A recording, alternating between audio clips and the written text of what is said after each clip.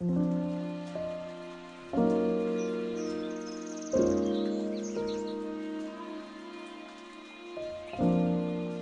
first thing I wanted to talk about was because the summer solstice is a great pagan celebration, and because I think we self-consciously celebrate it with the sense that we are participating in something which goes slightly against the grain of the dominator culture in which we're embedded, and because that culture has made a paragon of reason, I thought it might be fun tonight to just talk a little bit about reason and intuition and the forms and the politics that attend each. So let me dig into this a little and think aloud. Reason, which is always held up as the path to true understanding, has two forms. They are called deduction and induction, and all forms of reason can be subsumed under these two types. Now, deduction, which is considered the stronger form of reason, is called reasoning from first principles, and it works like this. You start from an idea which cannot be proven. You accept it as given, and you reason outward from it. An example that is familiar to all of us would be Euclid's elements of plane geometry. You start with what appears to be an incontrovertible truth, or what we agree appears to be an incontrovertible truth. In the case of Euclid, propositions such as parallel lines never cross, never meet. Well, you can imagine a railroad in your head and run your mind along it to infinity, and then you've inspected the infinite railroad, and lo and behold, at no point did the rails cross. So you accept this as true. Then you can reason from it. Now, in the case of the Euclidean proposition that parallel lines don't meet, you test the truth of it by carrying out this imaginary inspection of the items involved and verifying that the statement appears true in all cases that you can imagine. But other branches of human knowledge also use deduction. Interestingly enough, theology. So theology reasons like in the following manner. God exists. This is perhaps not Christian theology, this is a generic theology. God exists, because Christian theology would seek to go further back and prove, in some cases, such as in scholasticism, that God exists. But let's just start with the given assumption that God exists, and then a second assumption, and God loves us.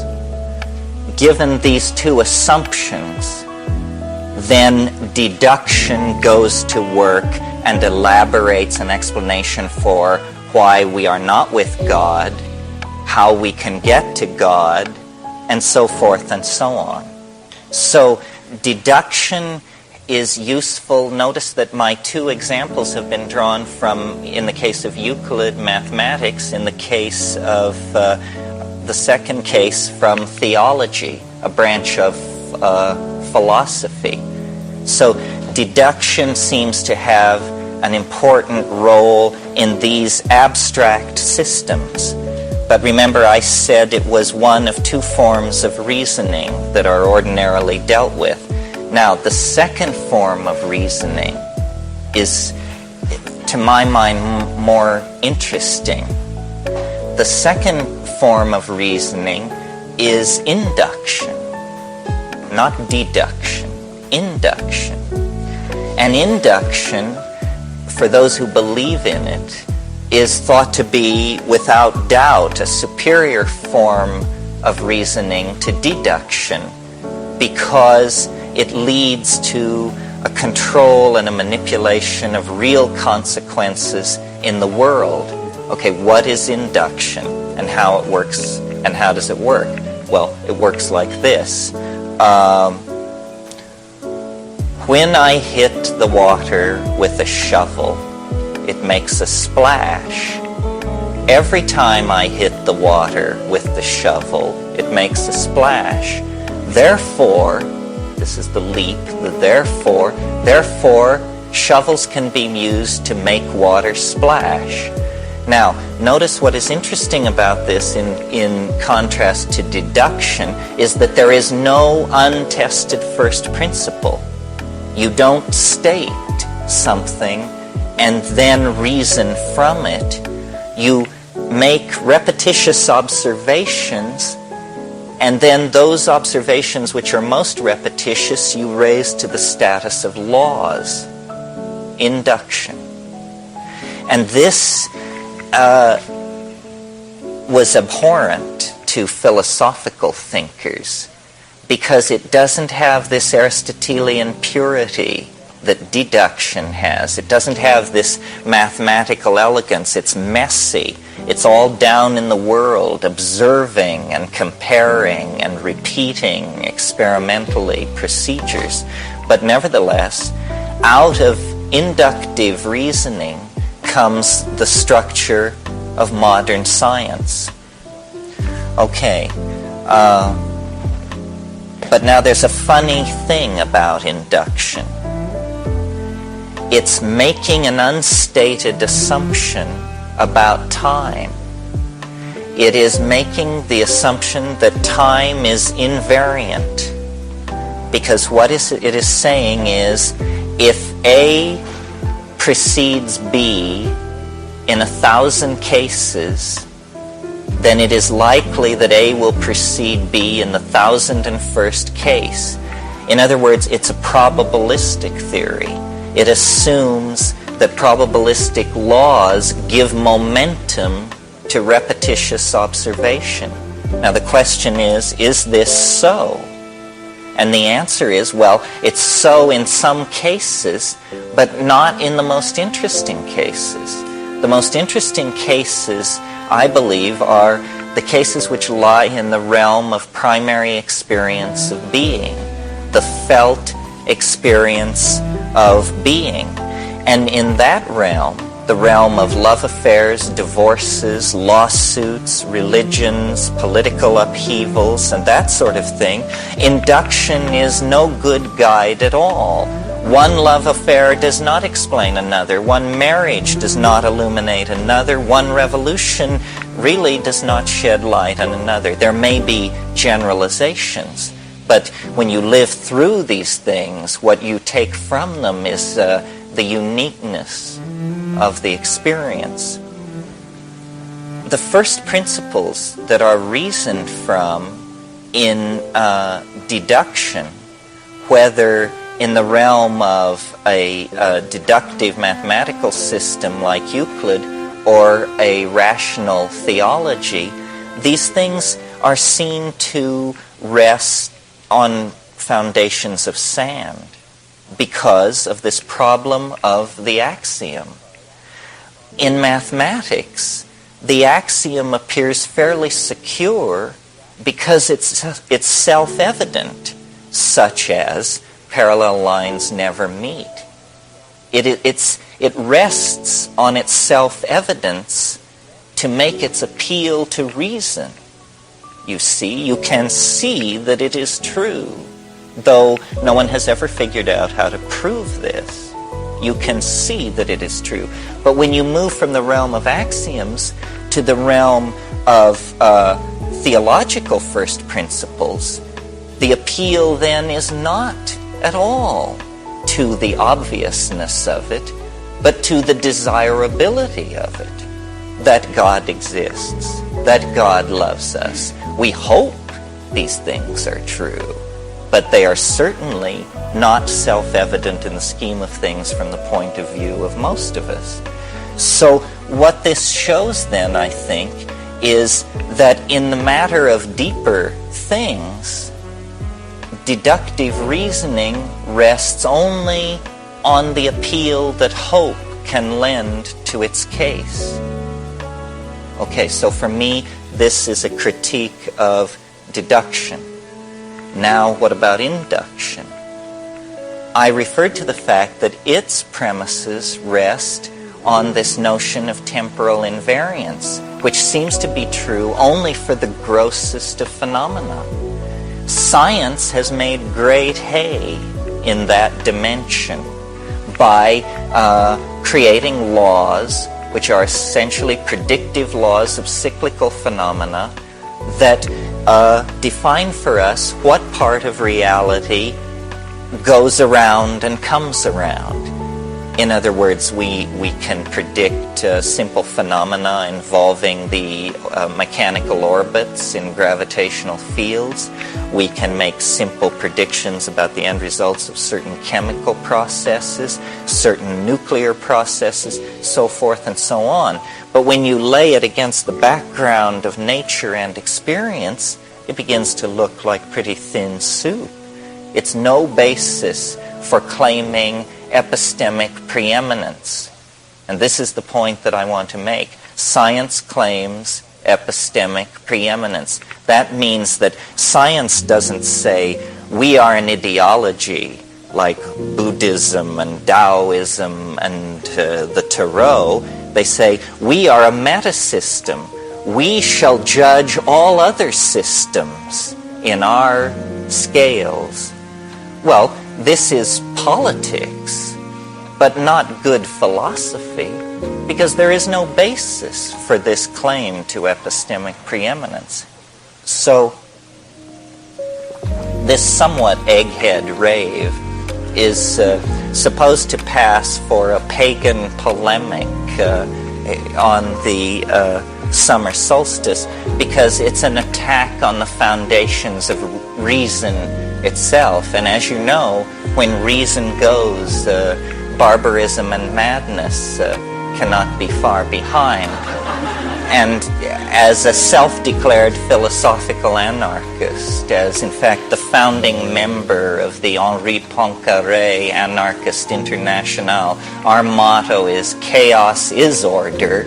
I believe that it's entirely appropriate to carry out an attack on reason. Okay, so then what are we left with? Well, what we're left with is intuition. Intuition. Now, what is it and how does it work? Well, it's a feeling into things that comes to answers and leaves no trail. That's the thing. It leaves no trail. So you have it, but you haven't the argument for it. And so its power must reside in its truthfulness. So the power of intuition lies in its ability to express truth in contravention to the forward flow of logic and casuistry. Well, is it always to be this, you know how the Tao is presented as this Eastern concept that you can barely wrap your mind around and that hovers at the edge of intelligibility? Well, really, in these so-called obscure Oriental philosophical stances always turn out to have a corollary in Western thinking, and the corollary to the Tao, to Taoism, is intuitionalism, is, an ability to sense the constraints and opportunities in the moment and act through it. Intuition.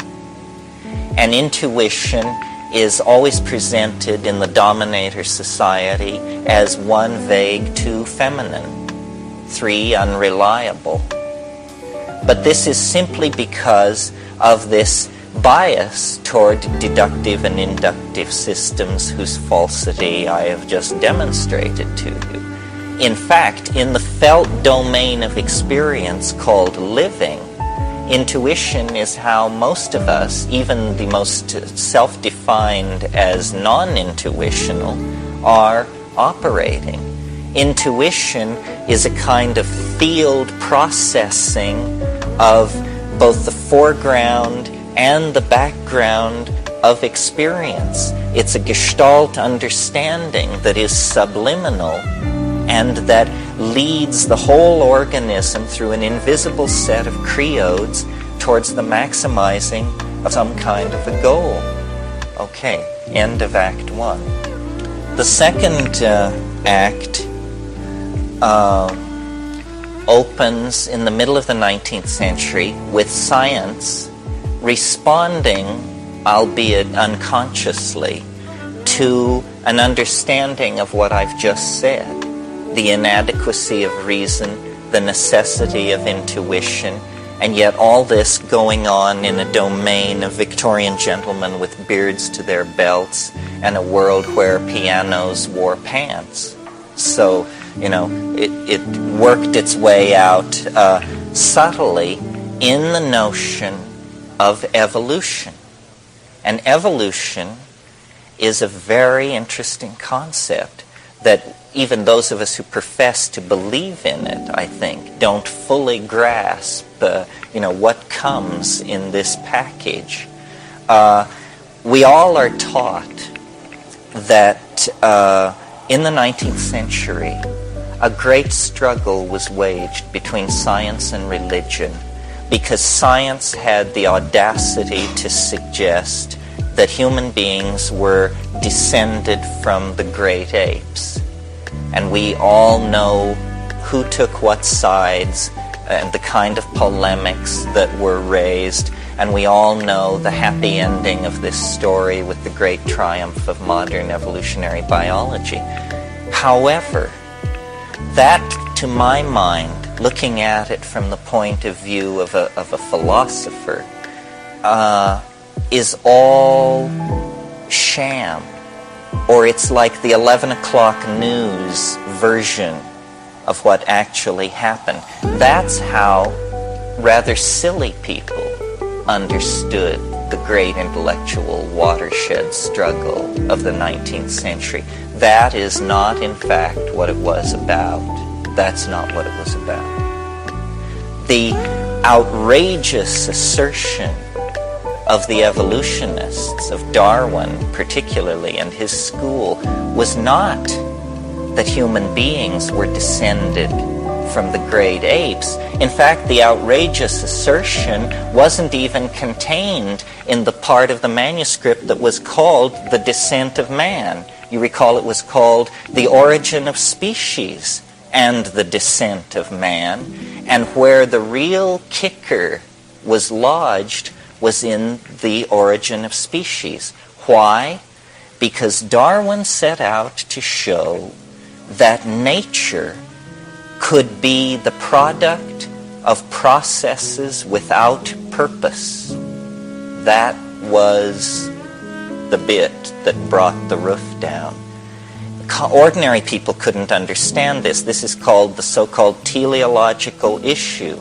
But this is what brought the Christian church roaring to its feet in confrontation with evolutionary biology. The assertion that nature could be accounted for by processes that were not guided toward a higher end by a higher power, that simply random molecular processes and then pressures of environmental selection could cause to come to be animals, plants, and ultimately human beings. But the fight was over teleology. The fight was over whether or not the universe has a purpose toward which all creation moves ineluctably, or whether nature is what the Darwinists called it, which was trendlessly fluctuating. Trendlessly fluctuating. So it was an attack on God not the divinity, not the divine status of man. That was peanuts in this poker game. It was an attack on the need for God per se as an efficient cause in the machinery of universal being. Well, it's a very interesting question and a very interesting struggle because we are still caught up in it. American transcendentalism, while all this was going on in England, American transcendentalism was exploring the transcendental realms of the human spirit cast against the background of the American landscape. And this question of the telos in nature was, to make friends, lifelong friends, into enemies and sunder families. Alfred Russel Wallace, who was the co-discoverer of evolution with Darwin, really preceded him. He had a fever. He was a professional butterfly collector, as I was once in my youth. And on the island of Ternate in eastern Indonesia, Wallace fell into a malarial fever. And at the height of this fever, he wrote down 1.5 pages of scribbling, which when he came down from this illness and read it, it seemed to hold up. And what he had discovered was what all biology was seeking, what he called the solution to the problem of the species. And he looked at this thing, and what it was a description of natural selection. And it seemed to work. Well, Wallace was from the lower classes, had made his living in England as a surveyor, was essentially a field biologist because he was not accepted by the gentleman scientists of England. He didn't know where to turn, so he fired off a letter to the only person he could think of to ask, who was the greatest biologist of the day, Charles Darwin, at home in England in his garden, working over 20 years of notes on the problem of the species. When Darwin got this letter from this unknown character postmarked Ambon, Dutch East Indies, and read it, he paled visibly. And he went to his friend, Sir Charles Lyell, who was the greatest geologist of the day, the proponent of catastrophism, and was to develop into one of the great defenders of Darwin's theory. He went to Charles Lyell and said, I've been working 20 years on this idea. This came in the post. This is it. It's all here. And Lyell said, don't worry, my friend. We will schedule 2 papers to be delivered at the Royal Society. They will be delivered on the same evening, and yours shall be first. And so it was. And so it comes down to us as Darwin's theory of evolution. But in fact, in a way, for philosophical purists, it may have been better that way. Because Wallace, who was in many ways a deeper thinker than Darwin, was a Fabian socialist, was fascinated by paranormal phenomena, as well as being interested in electricity, biogeography, anthropology, truly one of the last of the great polymaths. Wallace was unable to take the final step on the question of teleology. And he said, I cannot believe that random processes ameliorated by natural selection can give rise to a creature such as man.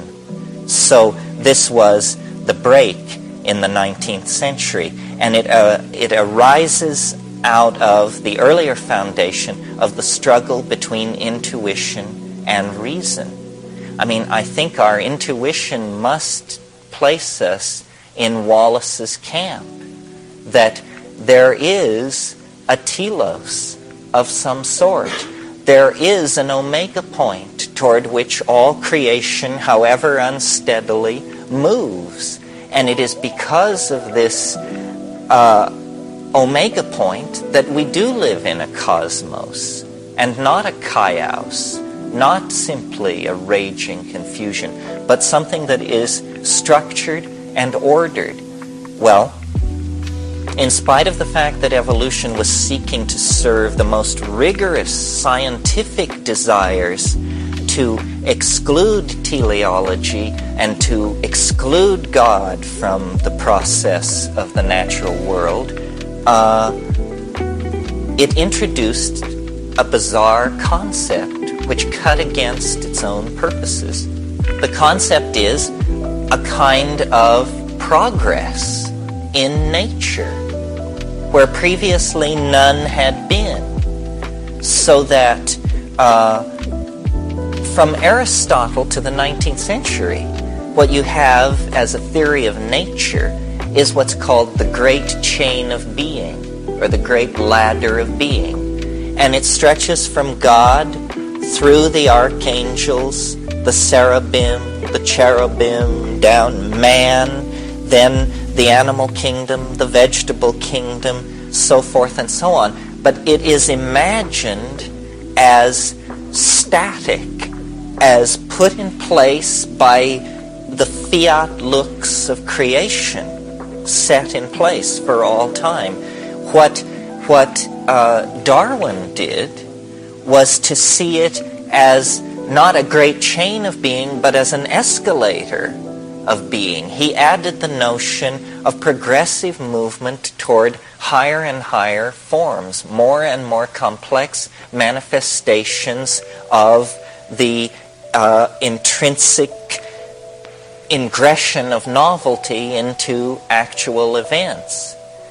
And this idea is very, very interesting and cogent and pregnant with possibility for all of us and our world. You see, what it is really is it's a recasting of an idea that had been banished for several centuries from Western thinking. It is the alchemical idea that nature is driving to perfect itself. This was what the alchemists believed. They believed that through time, lesser metals became gold, and that what the alchemist was trying to do was to compress time. He was trying to catalyze a natural process so that what took thousands, in their imagination, of years in the body of the earth could be compressed into days or weeks in the alembic of the alchemists. Well, as science defined itself throughout the 17th and 18th century under the impetus of Descartes and Kant and all of these people, this notion of the world as a distillate apparatus was given up. But it returns in the idea of evolution, and we inherit it in the social world. Now, this is a delicate point. There is something called social Darwinism, otherwise known as fascism. Social Darwinism uses a very vulgar understanding of evolutionary dynamics to justify class oppression by saying that it must be right that some people have their foot on other people's necks, because isn't this what nature is about? Struggle of the fittest and survival of the longest fang, the swiftest claw, the sharpest tooth. Well, the answer is no, absolutely not. This rests on an understanding of nature that was in vogue 150 years ago, that is not in vogue now. That's what you see when you look at nature in the human dimension. But when you analyze nature as an integrated system of chemical reactions, gene transfer, catalytic, self-regulating activities, hypercycles of energy, nutrients, and metabolism. When you analyze nature from that point of view, you see that it seeks to maximize cooperation, connectedness, mutual interdependability is the thing which holds the whole thing together. And the species that is most successful is not the species that can dominate all others. It's the species that can make itself indispensable to all others. Look at the evolutionary success of the bacteria. You know, they settled in for the long haul, and no higher form of life can operate without them. And so the possibility of bacteria becoming extinct is laughable. I mean, they'll be the last to go because they have made themselves indispensable. This idea then of evolution has strongly entered the human world, and science hates this. I had somebody once say to me, if it doesn't involve genes, it ain't evolution. And you should not use the word evolution to describe progressive change. They didn't like that. They said evolution is a technical term used by biologists, and it applies to genetic material only. Books do not evolve, social systems do not evolve, corporations, relationships do not evolve. This is a misuse of the word. Well, since then, evolutionary thinkers like C.H. Waddington, Eric Jantsch, Wes Churchman, Paul Feyerabend, Irvin Laszlo have, I think by the sheer force and volume of their writings, overwhelmed this notion and reclaimed evolution as a much broader concept than it was understood to be in the 19th century. Evolution is now understood to be the triumphant march out of chaos into order, connectedness, self-expression, and self-reflection that begins with the first moments following the Big Bang. In other words, we have we have atomic evolution, evolution of atomic systems as electrons settle down into stable orbits. We have chemical evolution into more and more complex molecular forms, which finally become polymers. These polymers further evolve into complex energetic systems capable of self-replication, motility, and eventually, the writing of operas. So what we see when we look at the universe is that you have to be blind to this progressive tendency that has worked its will with the random plasma of pure electrons, with the chemistry of stars, with the molecular chemistry of primitive planets, with plant and animal life, with human epigenetic coding systems, carving, dance, ritual, vocalization, magic, and this process proceeds right up into the 20th century with this phenomenon that Paul, when I go into the truly deep psychedelic, the notion that we are living in a period of casual one becomes about death. So what are we to do with that? But that I think what we have to do is begin then to design this process. It is now moving all of a piece. That it is within the ken of each one of us to see progressive consolidation of change taking place. We do not recognize ourselves. We as human beings are destined to be the design and control element to know what he beholds in this, and I think that's how we define where we are on the shamanic path. Do you know what you behold? I mean, some people come down and say, meaning the 20th century, pretty pictures. Is it completely other people come down and say dancing mice, hieroglyphs. Than any world that do we know what we behold? We need to know what we behold, because behavior patterns we become previous centuries, previous cultural styles, and actually take hold of the tools present at hand. We can guide and control this evolutionary process. Culture, as it is in a sense,